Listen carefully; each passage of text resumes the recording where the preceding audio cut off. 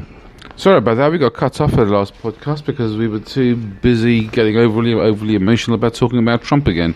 So anyway, let's put him to bed now and actually talk about. Sorry? Let's not put him to bed. Let's put him out. Let's put him out to pasture, whatever we want to put it, because there's something even more important this weekend that we really wanted to actually bring up, and this was Armistice Day, which is this Sunday. In fact, it's the 11th of November, which will be 100 years since the end of the First World War, known as the War to End All Wars. Oh, okay. So, and did you know it came about actually because of I think it was either a public holiday or a weekend where and it's very interesting because enormous major conflicts often don't happen with direct intent. They happen because maybe there is a catalyst, a small entity who's aggravating one or two of the major players. And what happened was when Duke Ferdinand was assassinated, it was just about that was put to bed. There wasn't that much fallout. And indeed, everyone went home, and there was a mini public holiday or a weekend. And it was only when someone else started making, and I can't remember the exact details, but it was a relatively insignificant party who started making a fuss, which made the big players think they need to react. That's what happened. Isn't that ridiculous? And indeed, that's one of the reasons of. Because of course we're talking about one of the things we want to talk about Armistice Day is because some people are talking about poppies and whether you should wear them and whether it's silly. Yeah, well, you're right. And people are saying those who don't learn from the lessons of history are bound to repeat them. And there is something called Thucydides dilemma, and Thucydides was a Greek. I think he was a philosopher. He was a philosopher, yes. And what he said was that the reason why there was a war between Athens and Sparta was because Sparta was the established power and Athens was rising. And he said, wherever you have an established power coming into close juxtaposition with a rising power, there will be a war. And of course, nowadays they're talking about America and China. So America is a large established superpower, and China is the enormously rapidly rising power. And people continue quoting Thucydides' dilemma. And of course, without realizing that you don't need a full-on practical war, you can have things like a trade war. Do you know, I read a book probably about 5 years ago now. I've got to reread it because it probably was in there. But it's called The 48 Laws of Power by, I think it's Robert Greene or something. I can't. It's been so long since I read it, but it's a book that I actually am going to have to read.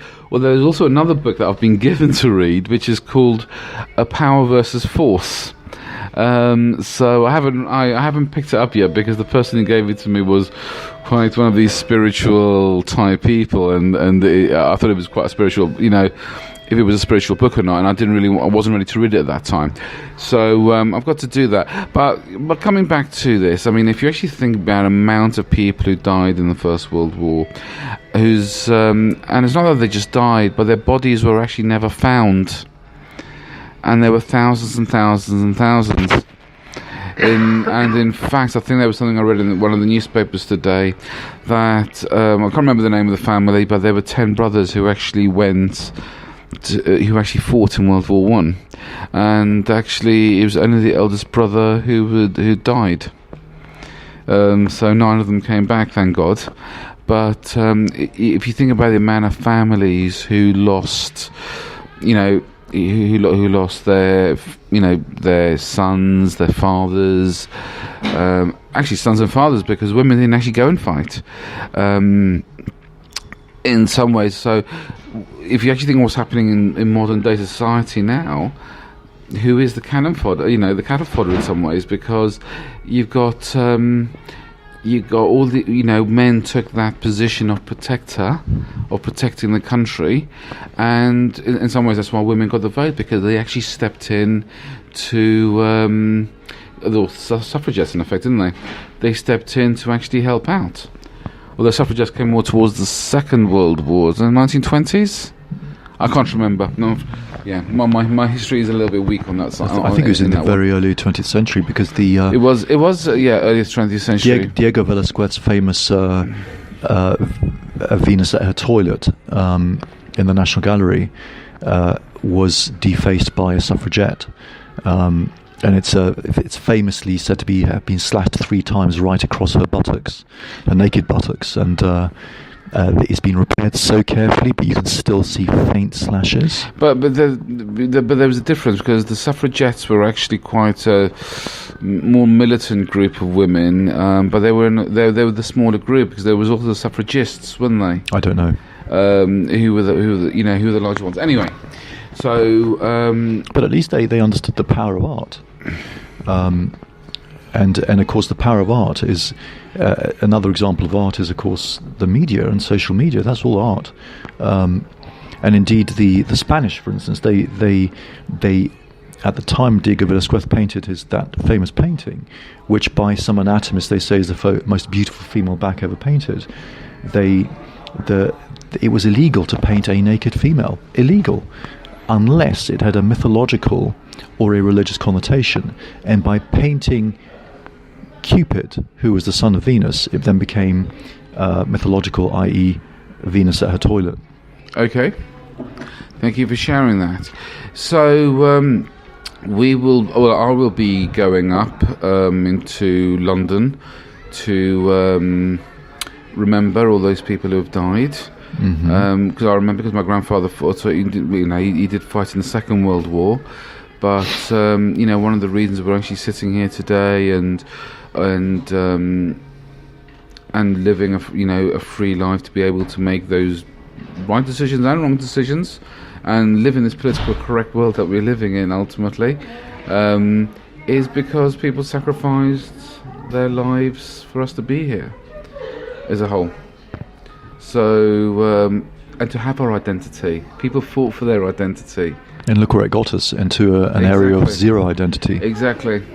Anyway, guys, we thought we'd just finish this one. This was just a short one to actually wrap up the last one. Well, I think what this should do is it should remind us about our identity as a global people, as a nation, as a community, because that has lost, and it is one of the key reasons why depression has become the biggest cause of illness and death worldwide.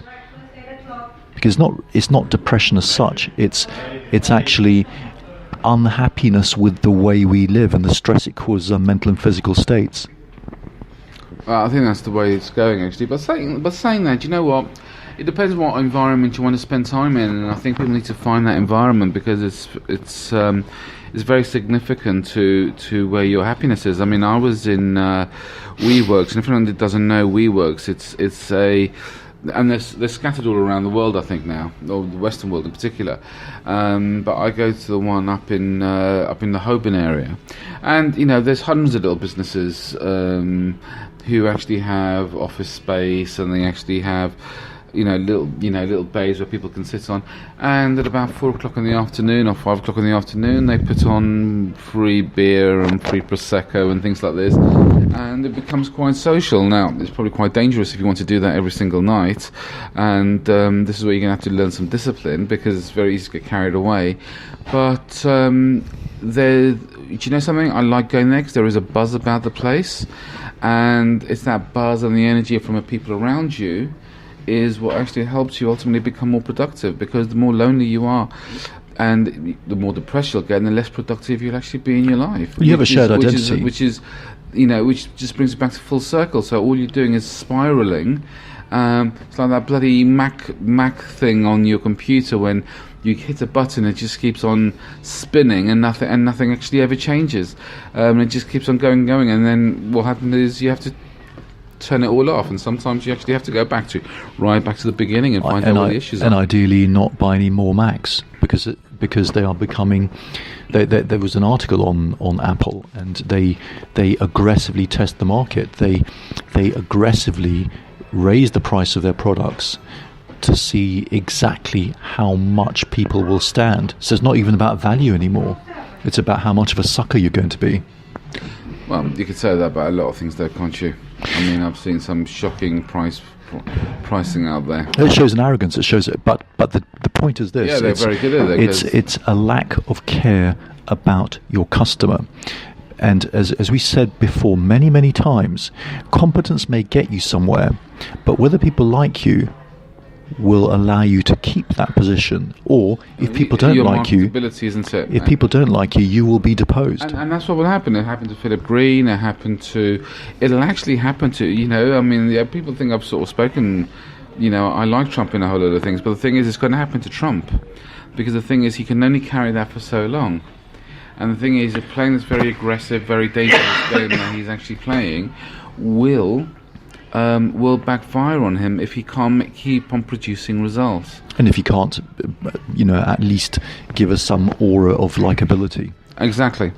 Okay, guys, I think we're going to leave it there for this week, and we will speak to you next week. Thank you very much. Thank you for listening. Okay, thank you. Bye-bye.